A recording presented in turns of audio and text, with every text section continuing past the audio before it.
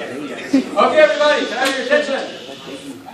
You can turn off your brains now. Everything's going to be really easy for a while. I want to first kind of summarize the state of the tube within the tube in your body, and then like how this works in with the microbiome, and then how that kind of sets you up to understand the paper, and then I'll talk about the paper for just a minute for a question, which you guys should definitely understand. So, nutrition is amazing. I really like this stuff as well, almost as much as I like kidney. This subject is very interesting. You know, sloths, I don't know if anyone saw this article in the New York Times, how sloths do this thing with moths and moths. So sloths have moths that live in their fur, hundreds of them. So if you drop a sloth on the ground, a whole flock of moths will fly. And the moths poop in the sloth's fur. And on the poop, moss grows. And the sloths eat the moss. And it's good for them. It's a good deal. So the sloth eats the moss that forms because of the moth shit. Even when they're like scratching, the moths I'm trying to come up with a better word for shit so it can rhyme a little more. They always have food growing all around them. Excretion. But it also means that they have to take care of their moths. And so every once in a while they have to climb down out of their tree to poop, which also like gives the moths a chance to lay their eggs in the ground, which is how the moths reproduce. Anyway, it was a cool article. Okay, let's go on tube within the tube. So, as Dr. Purcell said, you are all, and I am a tube within a tube. I want to kind of go through a summary of what happens to your food after you put it in your mouth, and then that's going to take us right into the microbiome. So, first thing, you put it in your mouth, and you chew on it. You also have some wonderful enzymes. Amylase is one of them, and it breaks down carbohydrates. So you're already kind of digesting your food when it's in your mouth, which is why if you chew on bread for a really long time, it will start to taste sweet, because you're breaking down the starch into simple sugars that taste sweet. Okay, then you swallow it. It becomes something called a bolus, which is a ball, and it goes down your esophagus into your stomach. Your stomach puts out some heavy-duty acid, HCl, which is going to denature your proteins, right? It's going to like unwrap them. And then also some enzymes that break them down into smaller polypeptides and get this stuff ready for your small intestine where you'll have more enzymes. Yeah. All right. Oh, yeah. After in the stomach, your stomach like chews on it for a while to make it all soft and mushy. It goes through your pyloric sphincter. Pylorus is like guard. It's guarding the stuff from going on farther. Into your duodenum. Duodenum is the first part of the small intestine. Duodenum comes from the word for 12 fingers, because it's 12 fingers long. This is more simple stuff. Anyway, the duodenum is a very interesting place. So also in the duodenum, your pancreas and your liver secrete like stuff. So enzymes that break down fats, enzymes that break down proteins, other enzymes. You send out salt to like emulsify the fats, so they're more easy to digest. Yeah, that's all I need to say right now. You know, we're going to learn more about this stuff like in class. We're going to go through all this stuff in terrible detail. And bicarbonate, yes, thank you. And then it goes on, yeah, so you're gonna turn it basic. So right now it's really acidic and you need it to be basic for these enzymes to work. Your pancreas is going to release a bunch of bicarbonate to make it basic. So then in your small intestine, this is where most of the absorption happens. So you're kind of doing all this stuff and breaking this stuff down piece by piece. Once you get into the small intestine, it should be, you know, into like small chains of monomers, like tripeptides or 10 long peptides or 10 long carbohydrates and stuff like this. And then you can break it down and absorb it one piece at a time. You have all of these special pumps for doing that. We don't really have time to talk about it, but this is really where the magic happens. This is where, like, you know, you put all this stuff in your body. This is where it comes out of the tube and actually gets into your bloodstream and you can use it. All right? If stuff gets messed up in here, that's bad. You may not be able to absorb stuff. You can imagine. Okay. Right. After it goes in the small intestine, it goes through a valve into the large intestine, also called the colon. And it travels to the colon where you absorb a bunch of water. So this is all very fluid stuff. It's called chyme. Yeah, at this point, which sounds gross even. And once it gets into the colon, you're going to absorb a bunch of water and salt out of it because you need to save this stuff. It's useful water and salt. And then eventually, yeah, there's a bunch of bacteria here. This is where most of the bacteria live. And then it becomes poop, which is actually 30% bacteria by weight. Yeah, so the bacteria here, they live here. Usually they don't bother you. They eat kind of the stuff that you can't eat. You know, there are a lot of carbohydrates you can't eat, like cellulose, short-chain fatty acids you can't use. All this stuff passes through your small intestine. You don't absorb it, and then it goes to your stomach, or sorry, to your large intestine, and the bacteria there are just waiting, you know, and then they get it and they have to kill it. There are also bacteria in your small intestine, but at much, much, much lower levels than in your large intestine. Your large intestine is like all the bacteria. Yes? Okay, this is kind of my summary for the moment. Does anyone have any questions on this slide? And you know, we're going to go through this stuff, like all the details of this stuff in lecture. Yeah? I just need to kind of like place us for the microbiome.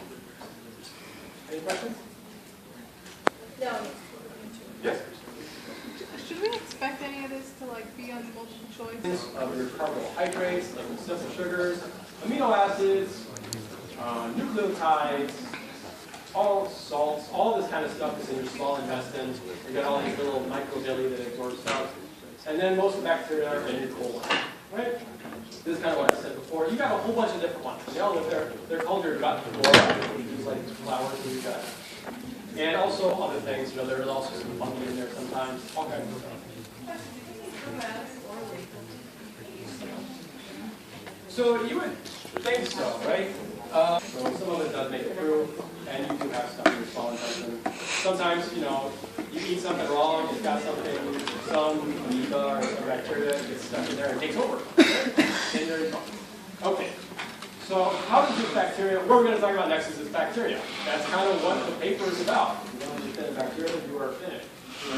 So they get there, like I was just saying, you know, you eat them. Babies get them immediately. When they're in the womb, they don't have any bacteria in their guts, but immediately upon coming out, you know, they go through the birth canal, which has a lot of bacteria in it, naturally. Often, a true fact, when women are giving birth, they're often pooping at the same time. And it's a dirty environment. Breastfeeding, you get bacteria from your mom. You know, this is the way it happens. And as you kind of grow up, you watch infants. Like when an infant comes upon something new and they want to explore it, what do? Put it in the mouth. Put it in their mouth. So all the time they're getting more bacteria. And it turns out that like as you age, gradually like the bacteria you have in your gut change, right? And this changes, I don't know, your health and absorption and all kinds of stuff. Yeah. Yeah, so when I say this, you know, that this is kind of how it grows when you get bacteria in your mouth all the time, it's better than what other animals do, which is that they eat their mother's poop on purpose.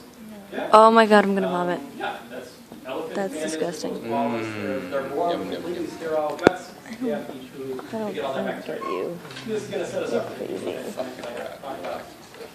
So, good things about having all these bacteria in your gut. You know, they help develop your immune system, kind of this profile of having all these bacteria.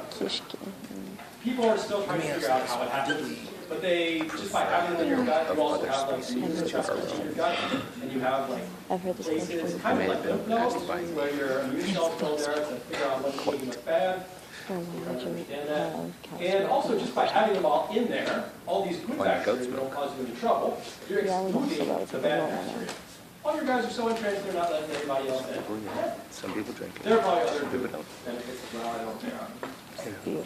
Problems, you know, you can get, of course, like food poisoning, you can get bad stuff in your stomach and then in your gut, and it can kill you, right? Like cholera, or amoebic dysentery, or if any of you have ever traveled, you probably got this. This is a bacteria that you once supposed to have in you, and it got in you, and then it was a problem. You know, normally this stuff is kind of associated when you have like amoebic dysentery in your large intestine, but also you can have stuff in your small intestine, and if you have bacteria in your small intestine, they're eating your food that you eat, and they're maybe messing up your bacteria that are doing their job, and then probably it could be you have a problem absorbing it. Right, so this is about the small intestine, you get bacteria in there. And having too much bacteria in your small intestine, you always have a little bit. If you have too much, it's linked to kind of all these other problems that I don't know about. Eating titty. So now I want to talk about like a couple of issues associated with messing up your microbiome, and kind of why it's interesting, and set us up for like why they did this paper and why we should be interested in it. People really didn't worry about this for a very long time. It's all of this like microbiome stuff. Microbiome just means like kind of like the sum of all of the stuff that lives in your gut. People kind of only got concerned in it. But now it's blowing up as a field. Yeah. So I think one of the things that started, what they do is they take brewer's yeast that you use to make beer. That's how you make beers with yeast. And if that happens, then they like eat all the sugars you're supposed to be absorbing in your small intestine, and they ferment, right? Because there's no oxygen, so they produce alcohol, and you're always really good drunk. This is actually really fun. Beer belly's a real That sounds thing, like man. the most fun thing to have. Yeah, no. I mean, you can never like drive a car, right? Because you're always drunk. So sometimes you may have problems. I live in the city. It's fun. Also, liver damage. I don't know. Well, you can infect yourself. Okay. So gut bacteria, which ones you have can influence mating decisions in flies anyway. This is a really cool experiment, huh? So they took some flies, some fruit flies that normally just mate kind of indiscriminately, more or less. And they bred one group on starch and one on some other fruit, like peanut butter, for 50 generations. Yeah? Then they put them back together, and the two groups didn't want to mate with each other anymore. Yeah? For some reason, they weren't interested. They only mated among each other. Then they dosed them with antibiotics, and the flies all started mating with each other again. That's crazy. Weird, right? How would antibiotics change your mating? Gut bacteria. Right? So something about which bacteria they had in their guts was causing them to only mate in their group. It's very strange, and there's a complex mechanism of how this is supposed to work. Also, if they took some of the bacteria out of some flies, put it in the guts of others via fecal transplant, then they could like reverse this. It's crazy, huh? Think about that, huh? Depending on what you have in your gut, you may change who you desire. Okay, this is a famous one. So it turns out that like not only do obese people and skinny people have different bacteria in their guts, but it may contribute to them being obese or skinny. So you do fecal transplants, not between people. That is the idea in the future to be able to do that, right? But they did it from people to mice, and they showed that if you took, the bacteria in a fecal transplant from obese Have you ever people seen a and mouse so normal cute mice, because they he was got obese? yeah, and if Obese mice are so freaking cute. obese mice, they Look got at him. skinny. You know why they're This is amazing stuff. You know, it's like Right? This is makes amazing. you want to eat them. So now that they started Makes you studying, want to eat. we talked a lot about like what gets disposed of in the kidneys. Slow. But the liver normally disposed of like your fat soluble stuff, right? Like steroids. So I'm talking about steroids being fat soluble, but you still have to get it into the chyme and have it stay there. So what they do is they call it conjugating steroids. So you put this thing, glucouronic acid, on your steroid, and then you have all of these hydroxyl groups, and this is like water soluble. So your liver does this, and it dumps it into your duodenum, right? And then it flows on and on out of your body, right? However, all of you, and me, we have bacteria in our small intestine and in our gut that deconjugate this stuff, right? They snap that thing off via their crazy enzyme, and then this thing is floating free. It's fat soluble again, and it will diffuse through the cell membrane, like in your gut, and back into your body. Yeah? This is a real thing. So what would you imagine would happen if you took a bunch of antibiotics and killed all these guys? All your steroids just leave you. Not all of them, but more, huh? Yeah, you lose a lot of these steroids, like via poop. All the steroids, man, just leaving you. This is why, I don't know if anyone has ever seen this, if you take oral contraceptives, there is a warning on them that says that you need to be careful, they will not work if you're taking antibiotics. You kill the bacteria, your oral contraceptives, which are steroids, leave your body and don't work anymore. Yeah? I'll keep that in mind. Just Huh? do you use oral contraceptives? The point of this stuff is, You do? this stuff in your gut is very interesting. Regulation. It's kind of teaching us all kinds of new stuff about like how things work. That's also We're also doing this a lot, and they've already figured out all this cool stuff. So this is kind of the environment where this paper was published. And they're hoping that they can use it for something else. Does anyone have any questions yet? I gotta talk about the paper. No questions? This is cool, right?